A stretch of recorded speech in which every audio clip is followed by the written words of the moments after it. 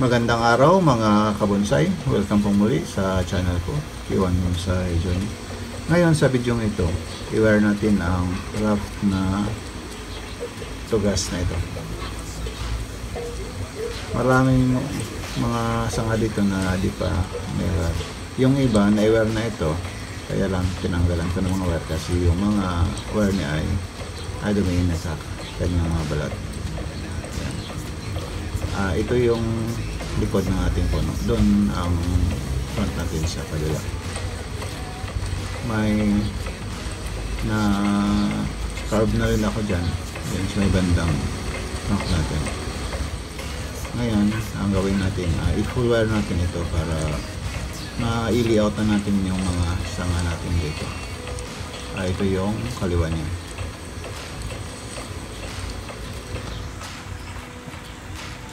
Ito yung sa may harap niya. Ayan. Mali ang size ng tugas na ito ay medium. Pero kapag matapos ko siguro ito, papasok na ito sa large. Ito. Yung base niya sa pinakailalim, di ko pa pinakita. Kapag ilipat na namin ito sa paso, ipakita na namin yung base niya. Maganda ang base rin ito. Ito yung apex niya.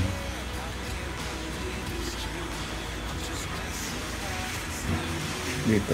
Gagawa tayo dito ng mga individual na apex niya. Yan. I-wear ko na yung iba. Hindi ko lang na ipakita kanina.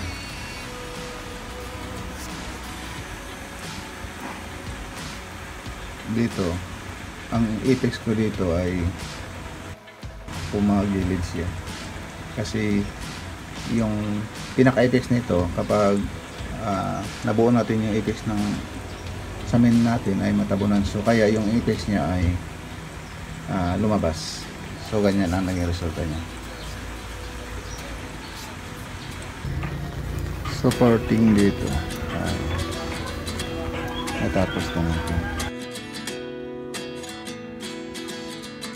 Bali ito yung initially automatic natin. Ito yung pinaka-main apex natin. Yung apex natin. Pagkatapos ito. Bawat trunk nito, maglalagay tayo ng apex. Ito yung gawin natin apex para sa trunk na ito. Bali, dito yung apex.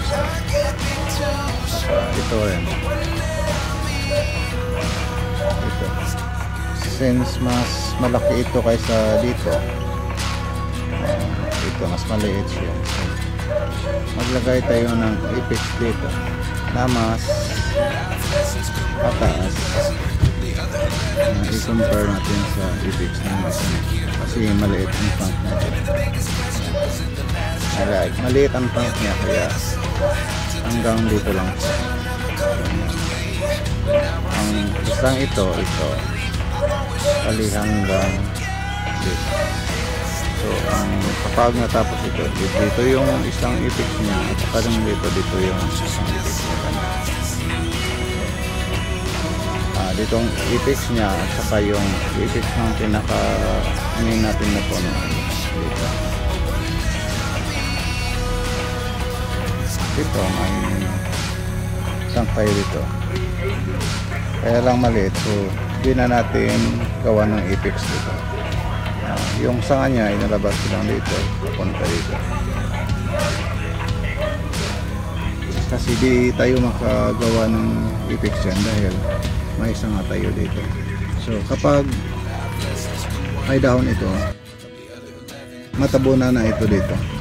So kapag sa wild, di siya talaga magkaroon ng apex dito dahil nasilungan siya nito. So ang gawin ng punong ito ay lalabas siya. Hahanap siya ng araw, kaya ito inalabas ko ito. Dahil hahanap siya ng araw, kaya lumabas siya dito para makakita siya ng araw dito. Ito Ito yung pinakaulo niya, pero pads lang ito. Ayan.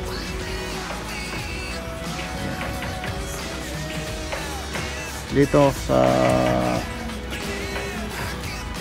trunk na ito, malaki siya. Gagawa tayo ng ipix dito gagawa tayo ng ipix dito kasi malayo siya sa main trunk niya, naarawan ang dulo nito. So sa while magkakaroon talaga ito ng ipix, so kaya gagawa tayo dyan. Ito may isa dito, ito di na tayo makagawa ng ipix dito dahil nasilungan siya ng mga sangang ito. So kapag sa weld, ang gagawin ng trunk na ito, hahanap siya ng araw. So doon, dahil nasisilungan siya dito, kaya sa paghanap niya ng araw, doon siya lumabas. Kaya yun, so wala tayong ipix dito. Ito wala din tayong ipix dito.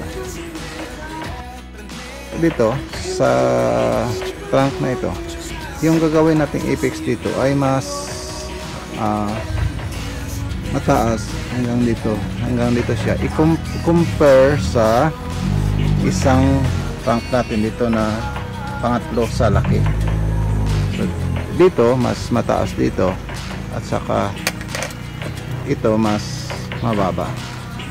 So ang labas ng ating puno, ito yung pinaka main apex, ito yung pinakamatangkad, ito yung pangalawang matangkad at saka ito yun ang pangatlo. So itong iba na maliliit, nasa baba na silang parte. Ito may isang tank tayo dyan, gagawa rin tayo na ipix dyan. Ipakita ko mamaya ito sa likod. So ito lang muna ang naging itsura niya ngayon.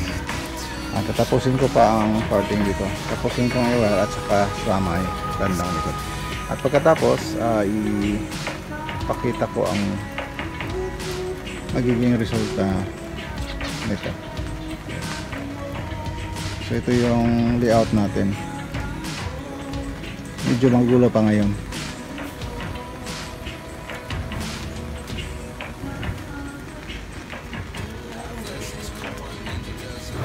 So pagpatuloy ko muna ang aking gagawin.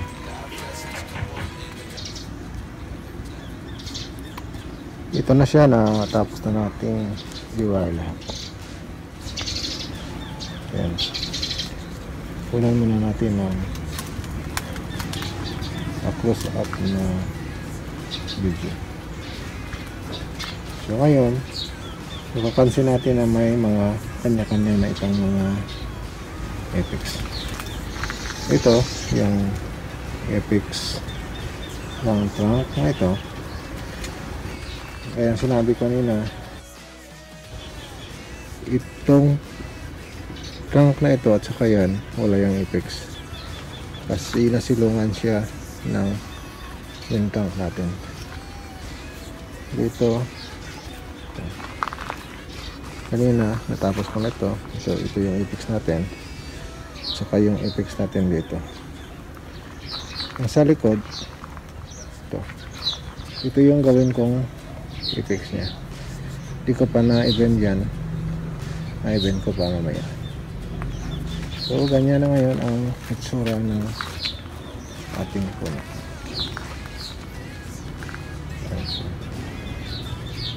Ito yung ating layout.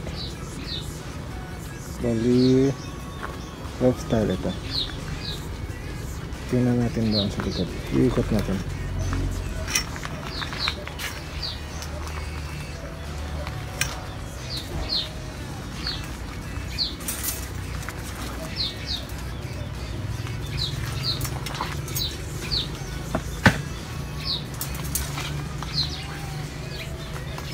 Ito yung kanyang gilid.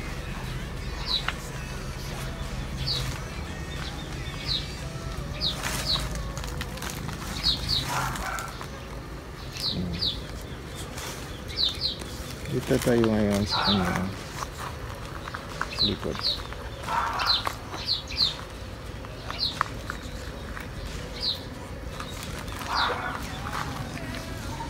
yung kanyang likod.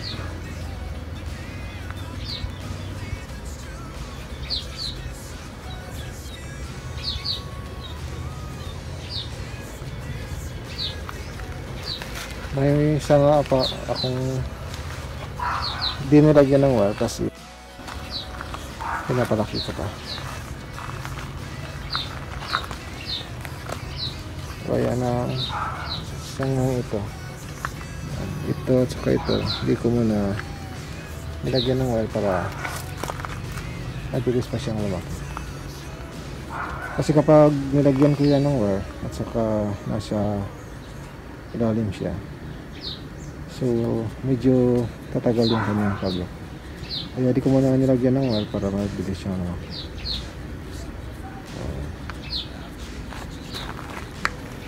Ito yung kanyang gilid. Ito yung kanyang itaas.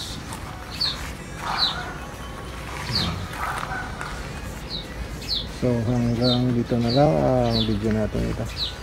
Kung nagustuhan niyo ang video ito, paki-like, share na rin sa mga kaibigan niyo na gusto rin matuto magbonsai para magkaroon din sila ng idea kung paano ito gawin.